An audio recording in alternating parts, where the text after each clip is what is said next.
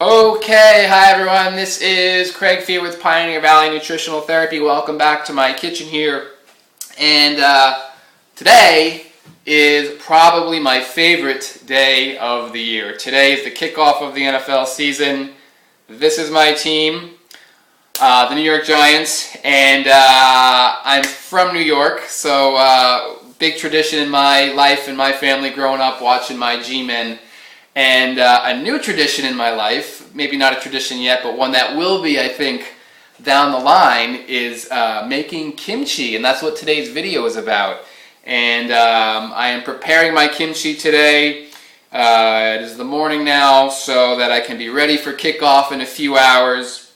And so what I want to do is just show you, again, just show you how easy it is to make kimchi. So kimchi is a spicy fermented cabbage. It's a kind of a similar to sauerkraut, but different. It comes from Korea, and I've actually started making kimchi quite a bit more now than sauerkraut. I still make sauerkraut. I still love sauerkraut, but I like kimchi even better. And there's a few reasons for that. Number one, I just love the spice of kimchi. I've traveled a bit in Asia, so I've acquired a little bit of a taste for spice and for some heat in some foods. And the next reason, though, I really like making kimchi is that it's a little bit easier, I find, to make than sauerkraut. So traditionally with sauerkraut, you use this is not the best example of a nice cabbage. Usually you can make them or have them a lot bigger, but as you can see, this cabbage. It's very fibrous, and to make or to ferment really vegetables, the essence of it is getting the liquid out of the vegetables and pressing the vegetables or pounding them and drawing the liquid out and then adding salt. And that salty kind of liquid brine solution is the preservative that preserves the vegetables where the fermentation happens. But with something like this, it takes a lot of muscle work. It takes a lot of time you got to chop it up, and you really got to pound out the leaves, and that draws the water out. And then you got to transfer it into a jar like this, or some people use a big kind of crock pot. And again, you really got to pound it in there, and you really got to kind of draw the liquid out, and it can take a lot of time and energy. So I like making kimchi because you don't have to do that so much. It's a lot less muscle work, and it goes a little bit quicker because of that. So the primary difference, again, in between sauerkraut and kimchi is the type of cabbage you use. So for traditional like European sauerkraut, anyway, you're going to use this typical cabbage. But with kimchi, you really want to use this. This is Chinese cabbage, and you don't have to spend all this. It's less fibrous. You can see it's very easy to tear apart these leaves. So I've already started half of this, and what I've done is I've chopped this up. I don't have to pound it. All you do is kind of like mix it together, and a lot of the water the liquid just comes out of it much easier. And with kimchi also, there's so many more vegetables that you add, and there's really no rules. It's just kind of whatever you like. But in like a basic kimchi, you're going to add things like garlic and ginger. A lot of people add carrots. I add onions. I add here's a half of a turnip that I cut up, and I add a turnip. I add daikon radish, and then the key, of course, to get at the spice is the peppers. Now, when I first started making kimchi, I wasn't very successful at it, and I didn't add enough spice. I got some peppers. I don't know too much about all these different types of peppers, and I bought some at the store, but it turns out they didn't really have enough kick, so it wasn't very tasty to me. It was very plain. So I got some spicier peppers this time, but also what I've done in the past and what I do now is I just add hot sauce. I mean, it's totally fine to do that. And I add a little Tabasco, and it gives it just a nice kick. And I'll experiment a little bit. Sometimes I'll add a little bit more than other times just so I can get a comparison if I'm making 2 jars. But anyway, so what I've done already, just to kind of show you, is I've already taken one of these Chinese cabbages and I just chopped it up. And there's no rules here. However you like it, you can chop it up real fine. You can not chop it up fine. And then I chopped up all the other vegetables. I added green onions, the turnip, the daikon radish, onions, garlic, and ginger, and that's what I'm using this time around.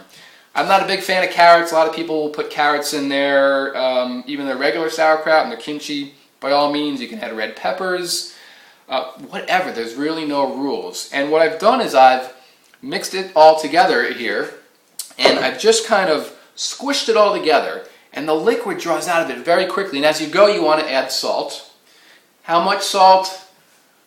There's no really rule on it. I just kind of add it as I go. You want to add, per head of lettuce, maybe, a tablespoon or two of salt.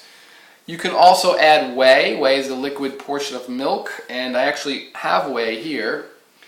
You don't have to use whey. I get whey from, I strain out some yogurt, and the whey will collect and I'll hold on to it. Anytime I use whey, though, I find that it kind of ferments a little bit better. And so I try to use whey when I'm fermenting the vegetables. And you add just a little bit, maybe a few tablespoons worth. But again, you don't have to use it. So what you want to do is you just want to combine it all in a bowl together. And I don't know if you can see this very well, but you squeeze it all in the liquid, will just kind of form. And it'll form pretty quickly, especially if you're using a little bit of whey. If it doesn't, you can add a little bit of salt water. And what you want to do now is you want to, here's my jar, and I've already got half this jar going, is you want to just pack it in there. And you want to get the liquid to rise above the level of the vegetables. So let me just kind of show you here. So can you see it? I don't know how well you can see it, but you can see the liquid in there. There you go. Rising up. And you just want to keep pushing it down until that liquid continues to rise above the level of the vegetables. And you want to leave about an inch, inch and a half towards the top of the jar. And then that's it. Now this, again, that's a half of a jar.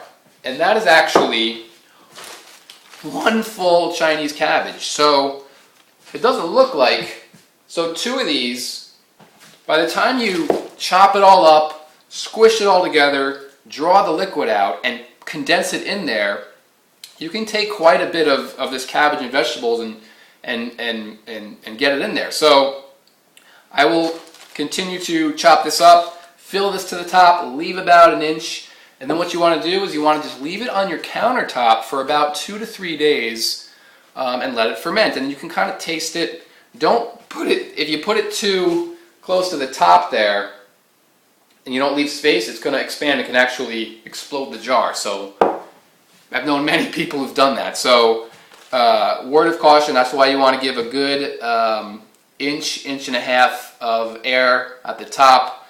And so just let it ferment on your counter for a few days. You can taste it as you go. If the vegetables kind of rise up above the level of the liquid, that might happen.